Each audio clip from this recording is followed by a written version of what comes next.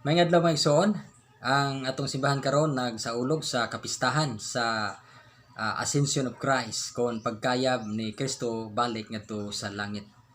Ang atong simbahan gihatagan kini og dako nga pagpasidungog nining maong kapistahan tungod kay dako kay ni og kalambigitan diha sa atong pagtuo.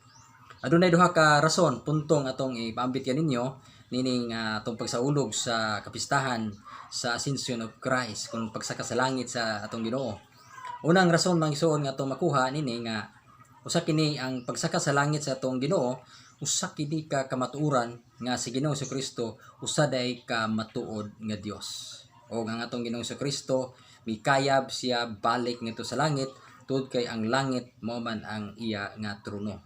Gipadayag na diha sa sulat ni San Pablo sa Colosas 1:3 nga si Kristo adunay trono ug atoa siya tapad sa amahan didto sa langit. Og ang atong Ginoo tagalangit og siya dili tagayuta.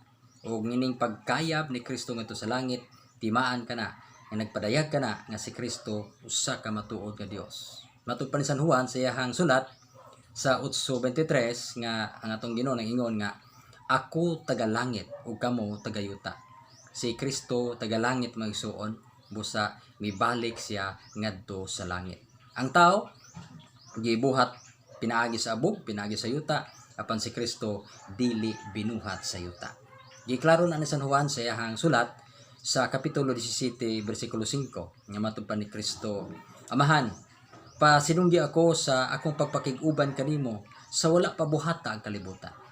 So wa pa yuta o pay kalibutan, si Kristo diha na. Busa siya tagalangit ug dili tagayuta.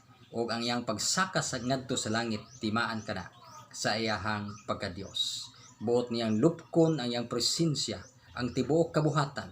Mao nga si San Pablo sa Filipos 2:9 nga si Kristo gituboy ngadto sa kahitasan ug busa tungod niini kinahanglan mangluhod ang tanan ngadto sa langit, ibabaw sa yuta ug ilawom sa yuta.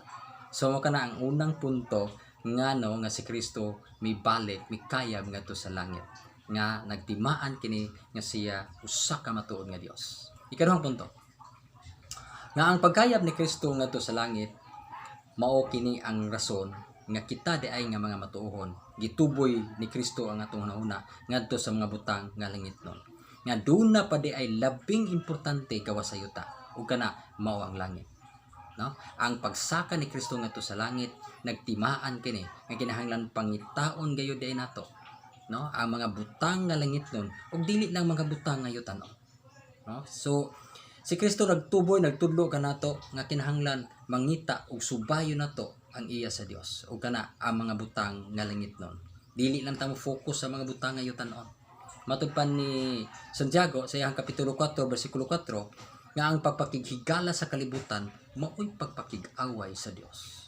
Busa nining pagsaka ni Kristo ngadto sa langit naghatag nato og kining timaan nga kinahanglan ang tanan nga mga matuohon mangita gayud sa mga butang nga langitnon ug dili lang kay mo focus kita sa mga butang nga yutan-on.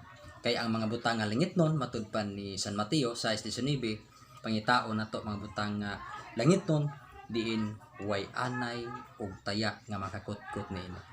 So ang pagsaka ni Kristo ngadto sa langit timaan sa iyahang pagka-Dios. O ang ikaduha, timaan kini nga aduna pay labing importante gawas sa yuta ug kana mao ang gingharian sa langit. So mao kana ang ato ang pagpaambit no sa kining pagselebrar nato sa kapistahan sa Ascension of Christ kon pagsaka sa langit sa atong Ginoo.